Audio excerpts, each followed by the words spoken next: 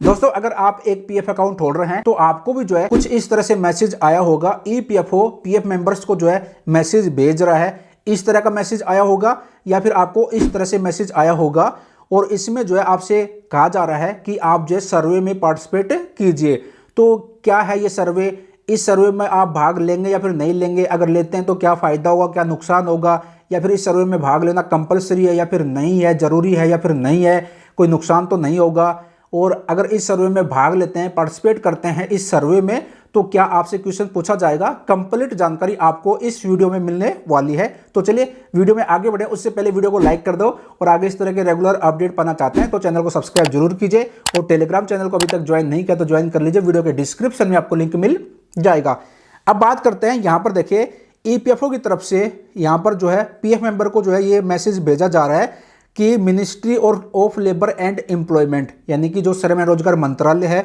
और जो है ministry women and child development जो मंत्रालय है, वो जो है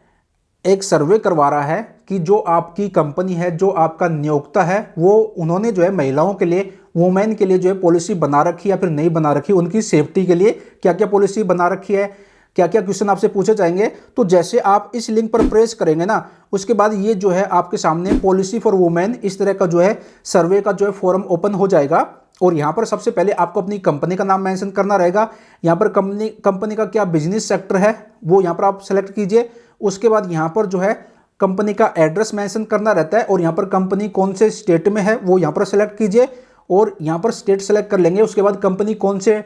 उस स्टेट के कौन से डिस्ट्रिक्ट में है वो यहाँ पर आपको सेलेक्ट करना रहता है और उस एरिया का पिन कोड नंबर। उसके बाद यहाँ पर देखिए 5 क्वेश्चन पूछे गए हैं कि कंपनी ने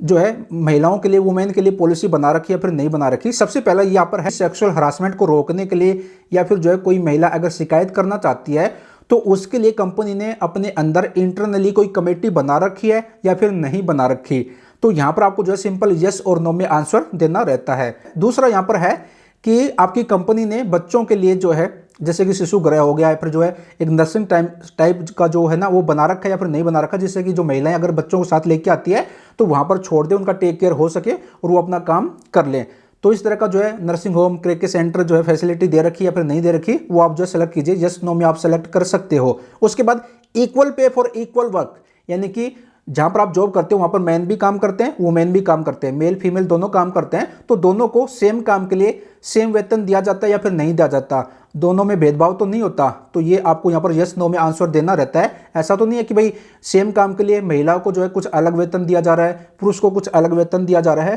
तो दोनों को सेम काम के लिए इक्वल जो है सैलरी मिल रही है या फिर नहीं मिल रही है, तो यहाँ पर आपको यस नो में आंसर देना रहता है। इसके साथ साथ यहाँ पर कि आपकी कंपनी ने महिलाओं को जो है रिमोट यानी कि घर से काम करने के लिए या फिर जो है कई भी कभार जो है अगर वो लेट आना चाहती है, बच्चे हैं तो लेट आवर्स की फैसिलिटी या फिर जल्दी जाने की फैसिलिटी या फिर घर से काम करने की फैसिलिटी, रिमोट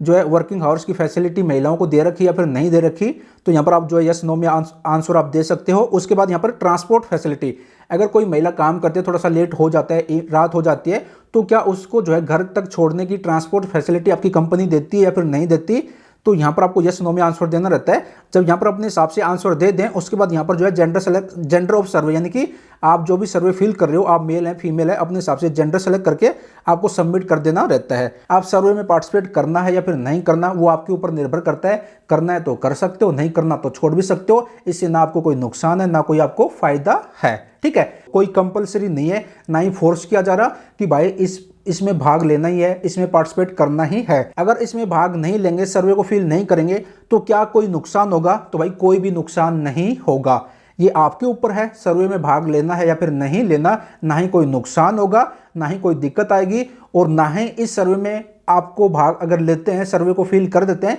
तो ना ही आपको कोई बेनिफिट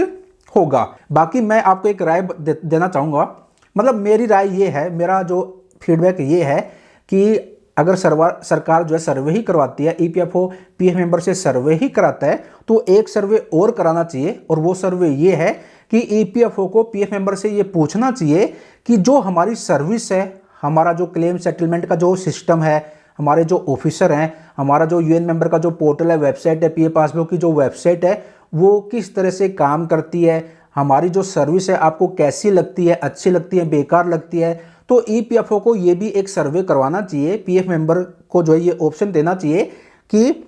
हम जो है इंटरनली अपना खुद का सर्वे कर रहे हैं कि हमारी जो सर्विस है पीएफ मेंबर को कैसी लगती है, जिससे कि ईपीएफओ को सच्चाई पता चल सके कि उनकी जो वेबसाइट है, उनकी जो सिस्टम है क्लेम सेटलमेंट करने का, दूसरा वो जो है कैसा है, जिससे कि जब उनको सर्वे में रिस्पॉन्स आएगा तो उसके बाद वो जो है कुछ एक्शन ले सके और पीएफ मेंबर को जो दिक्कत आती है वो जो है आगे चल के ना आए। क्योंकि मोस्ट ऑफ केस में मैंने देखा है ईपीएफओ की वेबसाइट में जो है आए दिन कुछ ना कुछ दिक्कत आती रहती है, कभी जावा का एरर, कभी ओटीपी नहीं आ रहा, कभी केवाईसी नहीं आ रहा, कभी क्लेम स्टेटस नहीं दिखा रहा, कभी पासबुक की वेबसाइट नहीं चल रही, तो इस तरह की प्रॉब्लम चलती रहती है। तो मैं ईपीएफओ से यही आग्रह करूंगा, ईपीएफओ के अधिकारियों से और सरकार से भी, कि पीएफ मेंबर को जो है एक ये भी ऑप्शन दीजिए, पीएफ मेंबर से ये भी आप सर्वे करवाइए कि ईपीएफओ की जो सर्विस है वो कैसी लगती है उनको। आई होप आपको कंप्लीट जानकारी मिल गई होगी इस मैसेज के बारे में। इसके बावजूद भी मेरे हिसाब से कोई भी डाउट नहीं रहा होगा, अगर रह गया है तो कमेंट बॉक्स में कमेंट कीजिए, मैं पूरी कोशिश करूंगा आपको जो भी सवाल है, क्वेश्चन है, उसका आंसर देने की। और अभी तक मेरे को इंस्टाग्राम ट्विटर पर फॉलो नहीं किया तो फॉलो कर लीजिए, मेरी आईडी है आई प्रदीप शर्मा। आज की वीडियो में इतना ही था, मिलते चलते एक और नई जानकारी के साथ।